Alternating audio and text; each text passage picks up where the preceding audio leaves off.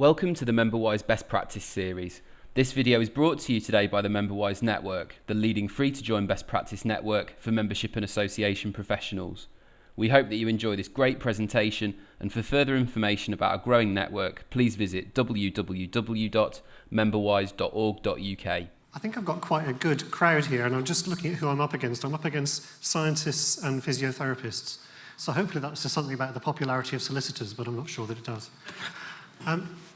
What I want to talk about is putting members at the heart of what we do, but just need to give you a bit of brief context, and I will make it brief about the organisation, just so that you can know a bit more about us. We just last week agreed our new corporate strategy, have 3 clear strategic aims for the organisation so that we know what we're about. And what we're about, quite simply, is representing solicitors and speaking out for justice and on legal issues, promoting solicitors and the value of using them both at home and abroad, and supporting solicitors whether they're working in-house for themselves or in a firm. And so we've tried very simply to distill down what we're about as an organisation, and that in itself is a step forward. There are around 130,000 practising solicitors in England and Wales, and they are all members of the Law Society. They have to be a member of the Law Society in order to practice. Now that sounds like a good thing, but I'll explain the issues that that creates for us as well. So just a couple of brief stats on how we're doing those 3 things that we set about. We intervene in cases around the world on behalf of lawyers, and we did 54 of those last year. We have been mentioned in Hansard 321 times. We give evidence to parliamentary committees, etc. And we have relationship managers around the country who go out and visit firms to understand what their issues are in order to represent them more effectively. In terms of promoting, and these things will come back later on, we have a number of accreditation schemes. One or a couple of them are for practices, others are for solicitors themselves.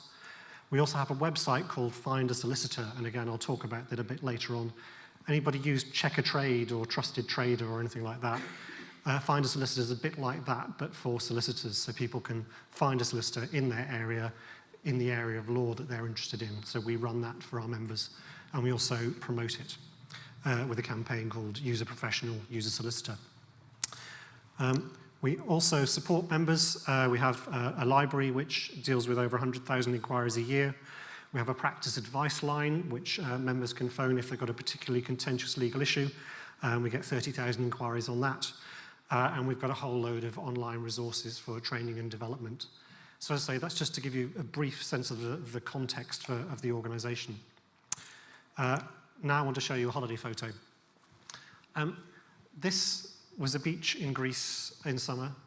I sat there on the beach and I just thought, I need a bit of a swim, so I thought there's a little boat out there, so I will go for a swim to that little boat. What I didn't realise is that I had a perspective problem. It's not a little boat out there, it's actually miles out, and it's a massive, great super yacht.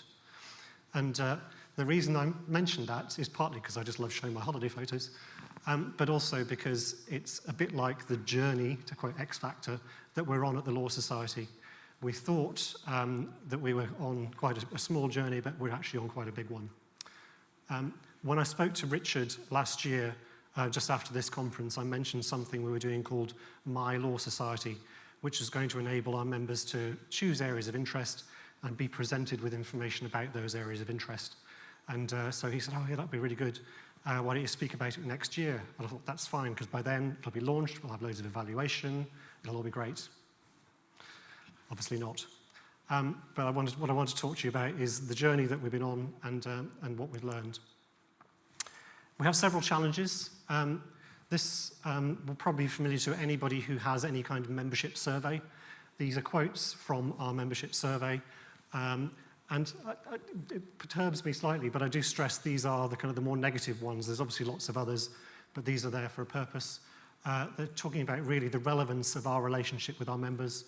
Haven't really had a great need for it, don't find it particularly useful, haven't had much contact. Now, I thought about that, and then I thought about my professional body and my relationship with it, and that started to chime with me. So I don't think it's specific to us. I think there's a general perception issue around our membership bodies and our relationship with members, especially where it's a professional body and they really need to be part of us. So we have a perception challenge to address. Only about 30% of our members give us 7 out of 10 or more for understanding our purpose. So again, we're starting from a fairly kind of low base. We also have a product challenge. We have around 500 products and services that we deliver to a very diverse membership.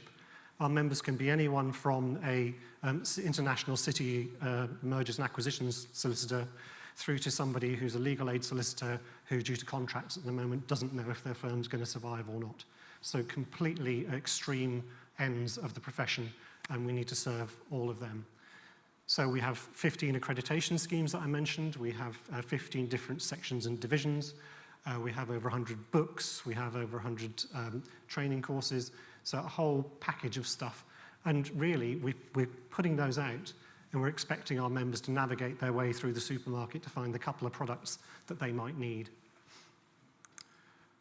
We also have an infrastructure challenge. Our web estate is, as you can see here, a bit of a nightmare. The visual identity tells you part of the story, but in order to access the whole range of products and services that we have, there are 14 logins, 13 hosting providers, 19 individual owners in the business, 17 platforms, 22 websites in total, and a partridge in a pear tree. So it's, you wouldn't start from here is the key thing, but knowing all of that, we now need to know where we start from. We also have a data challenge. As I said, our members register with Solicitors Regulation Authority, and we get part of the funding from the Solicitors Regulation Authority to provide the services to members. And whilst that's a good thing, it does mean that the data that's collected at point of entry is controlled by the Solicitors Regulation Authority, and they collect basic minimum data in terms of their regulatory role. So what it doesn't do is enable us to harness lots of really useful member data that we need in order to be able to communicate and engage effectively with our members. So that's a little challenge. It's full of it so far, isn't it? So there's some big things that we're doing and also some tactical things that we're doing. So some of the tactical things, this is our homepage before and after. On the left-hand side, it was completely static. There was no dynamism around it. On the right-hand side, you've got the New Look web homepage. You've got a carousel at the top that rotates, telling news stories all the time. We've got a blog, which is updated every week, and we get somewhere between 500 and 1,000 hits to that blog every week. We've got a social media feed, and we've got far too many social media channels. We're trying to sort that out. And a latest updates feed, so whatever's been put on the site, regardless of whether it is a news, a press release, a policy statement, whatever, all gets sucked up there and presented. And also, we cross-sell some of our products. So as a result of that change year on year, the time that people stay on our homepage has gone up by 200%. And over 30% of the engagement is on the latest updates feed. So we've done, at a tactical level, stuff to try and improve our relationship with members. Also, in terms of simple things like the error page, this is the old, this is the new, the scales of justice slightly wonky. But one of the things we've added in, as well as a fresh search, is please email us. And what that does is that we get a couple of emails every week from members who can't find stuff or who would say there's a broken link. And that's enabled us to make improvements to the site. So a simple thing, but very effective in terms of ongoing site maintenance. Also, our practice area pages, so this is family and children. Again, we've gone from fairly static pages to more dynamic pages fed by the content that goes into our site based on the taxonomy. So a much more kind of active presentation of stuff, and more social media in there as well. Coming soon, we've got other bits and pieces. The bit I want to flag at the bottom, I think the guy from the YHA said the same thing, is the responsiveness.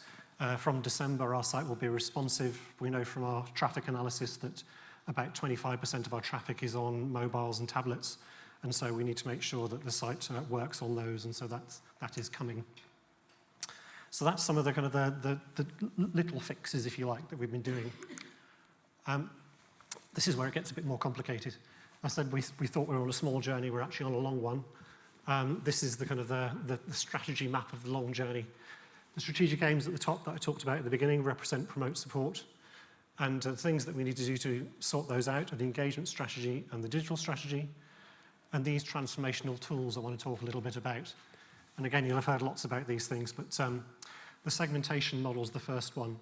Corporately, we were using lots of different models to segment our members across the organization, and so that didn't enable us to get a complete picture. So what we've done is we've taken over 100 different areas of practice. We worked with various committees and groups of members so that we would group those in areas that our members understood, and we've now got those bolted down and agreed. So we've agreed how we can refer to those groups, and then the next thing we do is with the the customer relationship management system, we're making sure that the fields in the CRM reflect that segmentation model so that the data that we're gathering is all coherent. We've also historically used several different e-comms tools around the organization. So basically, we haven't in one place got a sense of how much e-comms we're sending out to our membership. And so again, simple thing to do. We're putting in place a spec at the moment to get a single e-comms software so that connects to CRM so that we can start to build that picture.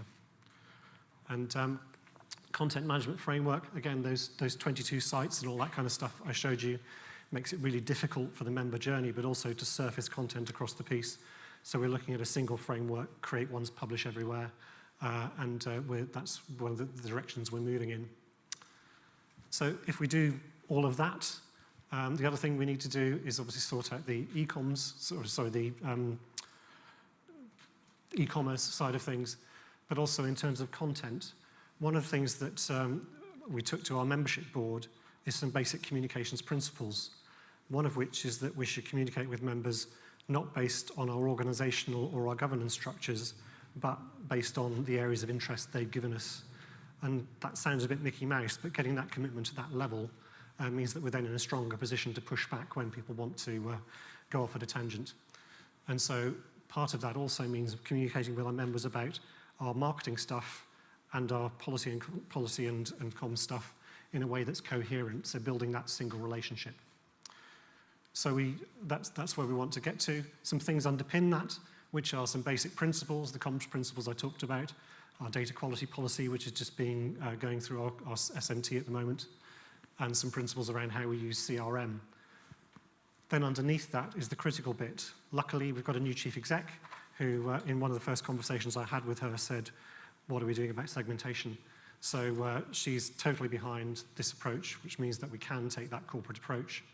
We can stop bits of the organization procuring bits of solution to solve bits of problem. And we take that step back, take the overall picture, spec that out, and then enable us to put stuff in place that works for everybody. So that's the kind of the scene setting bit. And if we do that, we get to a point where we can understand what our members want and need and how best to serve them. The segmentation model is just the beginning of that.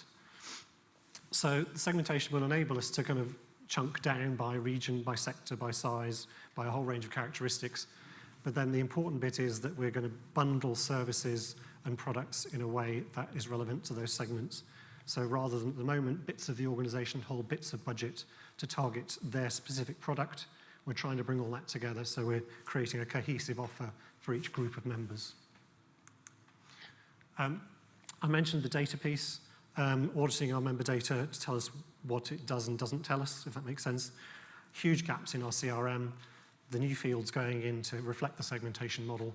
That's all well and good, but it's the data gathering bit that's the challenge, and I know a colleague from the Youth Hostel Association said the same thing. So how do we start to fill those gaps?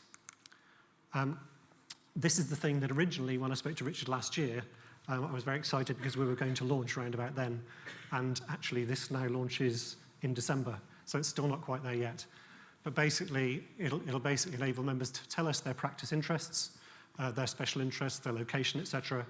And then you probably can't see the detail, but here, clinical negligence and in-house are ticked there, and all the content from our website, the relevant bits of content surfaced on their tailored homepage so that they can see all the stuff that's relevant to them, not only from the Law Society website, but also the Gazette, which is our newspaper, which is weekly, which goes out to all members. So a tailored feed of all our news across both of those things. Also, even in the bottom right-hand corner, a jobs feed, which does the same thing, looks at their interests and feeds jobs, and also an opportunity to cross-sell at the bottom. So in effect, the thing in terms of asking members for their data, which enables us to populate the CRM, what we need to do is figure out what the offer is to encourage members to do that. So My Law Society is one of them where we're serving back content to them. The other is the thing called Find a Solicitor that I mentioned at the top end, which basically is basically at the moment just a flat profile of the member, the firm, a little bit about their practice interest.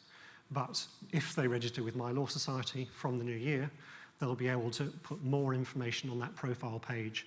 So again, it's the carrot bit to encourage them to give us the data. We want the data so we can serve them better. But if we just ask them for that flat, then they're not likely to give it to us. Whereas if we've got these offers that encourage them to give us the data and they get something in return, then that should help us start to fill up the CRM and enable us to target more effectively. So next steps, I won't go too far into this, but partly because I hate the words dynamic engagement scoring algorithm. I didn't make that up, honest. Somebody else did. But basically, it's the obvious thing of thinking, what does an engaged member look like? Historically, we've talked about selling individual products or giving individual services. What we need to do is figure out a model of what an engaged member is, whether that means how many of our e-coms they're clicking, whether they're going to events, whether they're purchasing stuff from us, all of that kind of stuff. So we'll create that model, and then we'll be able to understand how we can start to move members up that engagement route, if you like. We're doing research at the moment in the field with members from various different segments to get us to tell us what their challenges are, to enable us to target things more relevantly to them. And then, as I say, we can start to target people and move them up the engagement scale and tailor content and comms to them. So the overall map, as I say, the point of this really is that if we set out on a journey together, we know the kind of the stuff that is part of it, it's easier to sell that in organizationally because people can see the connections and therefore they know that buying piecemeal stuff isn't the way forward, that taking that overarching corporate approach is the way to go. So what would that deliver? Ideally, long term, and this probably anybody could say that this is the long-term aim for them, members having access to all of our services rather than going through those 17 different logins and all that kind of stuff, with a personalized login, one set of login credentials, and us being an organization that's digitally equipped, well digitally led, which we now are, with an embedded governance process so that our management team buy that direction of travel, so digital first services, clarity on digital spend, which is something, again, that if you do work in silos, you never get, and access to interaction and engagement data currently lost to third-party sites. With all of those different sites we have, if there's members engaging in various bits of our organization, we don't necessarily have that in one place. So harnessing that together will help us. And it's basically user-centered and better branded. So going back to the little swim, I think the lesson I learned is that sort of try and think about how big the journey is before you set out on it. But I think we're at a point now where we know the journey we're on, and we know how big the boat is. Thank you.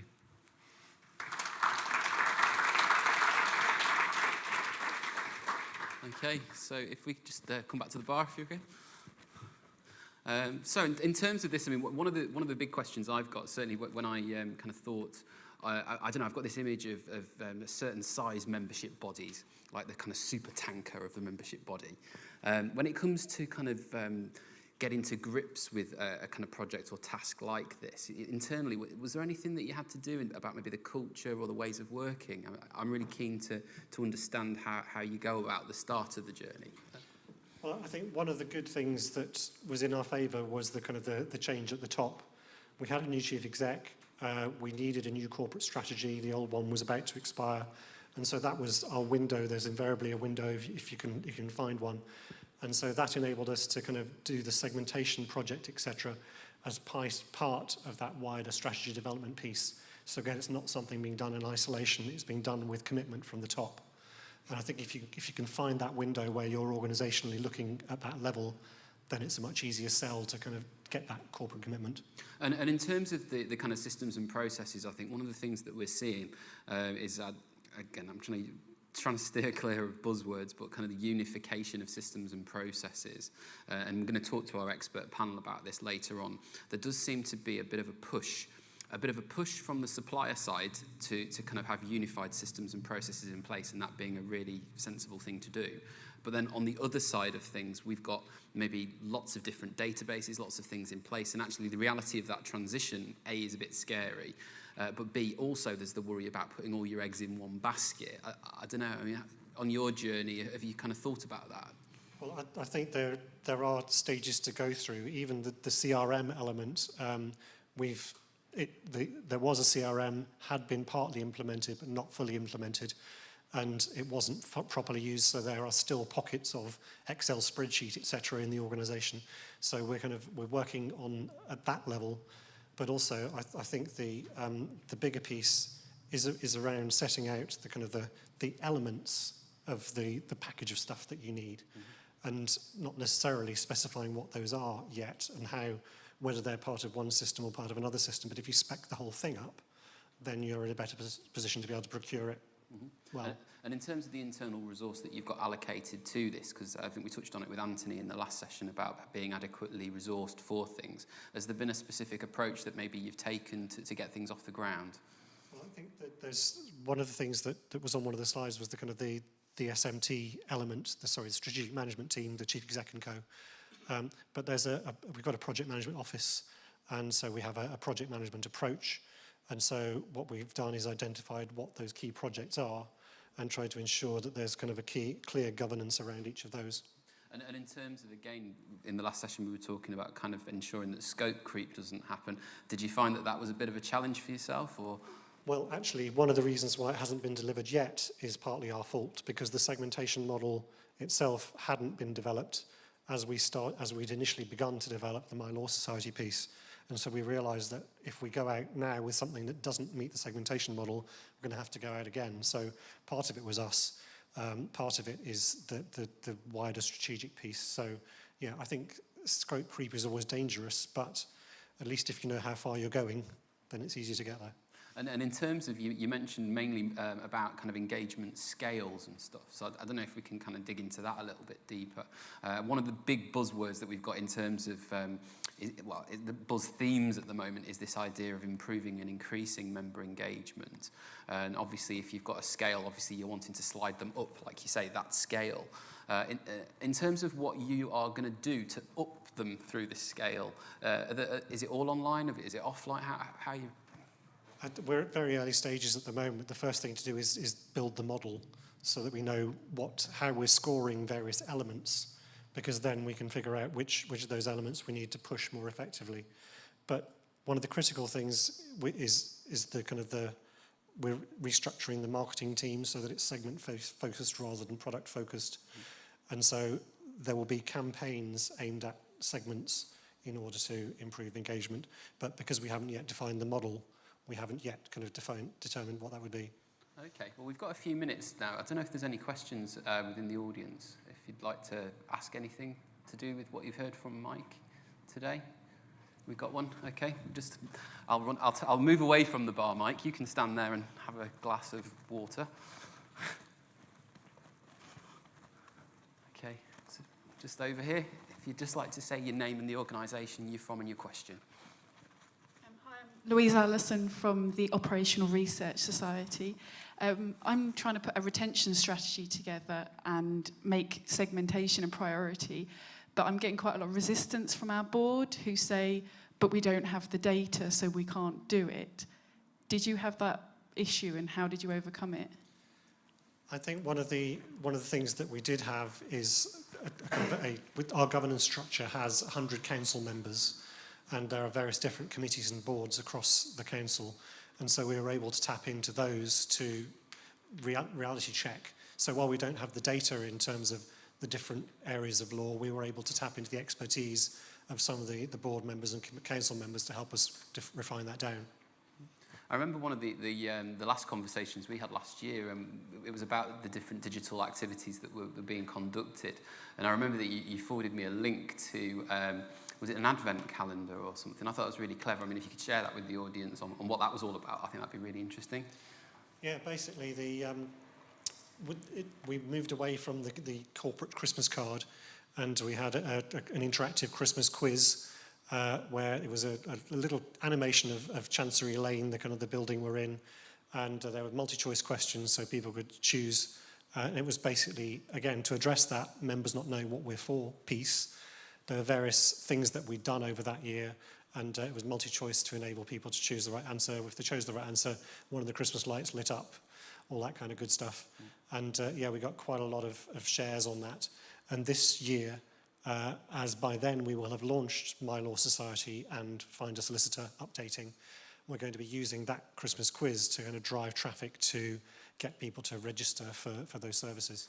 I remember you saying to me as well that in terms of those questions, there was a perception that members weren't aware of the diverse activity that was actually taking place. And so you used the actual Christmas quiz as a mechanism to tell or raise awareness of activities that they wouldn't be aware of in a kind of, not light-hearted, that might not be the right word for it, but not in a heavy text-formatted way. It was just a little bit of a different approach. Yeah, and I think that's the key thing. It's the old, many of our council members keep saying, it's the old, what did the Romans do for us, from the Life of Brian, I think it was. And then, when you say, oh, well, we do practice notes, we do the whole package of stuff, then people get it, but they don't necessarily connect those individual things with us as an organisation. So anything we can do to try and harness that and rebuild that relationship is done. And finally, just, obviously you were talking about the stakeholders, and obviously you've got a new chief executive in place, who I'm sure kind of from an operational perspective is really shaking things up. When it comes to the kind of the members' input into all of the activity at the moment, how deep is that in terms of that as a driver in what you're investing in and changing? Well, in terms of the wider membership, you mean? Well, one of the things was critical to do with regard to the new strategy is make sure we engaged members in the process. So we held a whole load of Twitter discussions. We had 6 themes in the strategy, ranging from our role in education to how we improve member benefits. And we held Twitter hours each week with hashtag Law Society 2020 with that theme in order to generate member input, so that as we developed and refined the strategy, we were doing it in a way that made sense to them. Then when we got to the point where we had our draft strategic aims, we were very clear, and we went out again to consult on those and got member input at that stage too. Okay, well, thank you for answering those questions.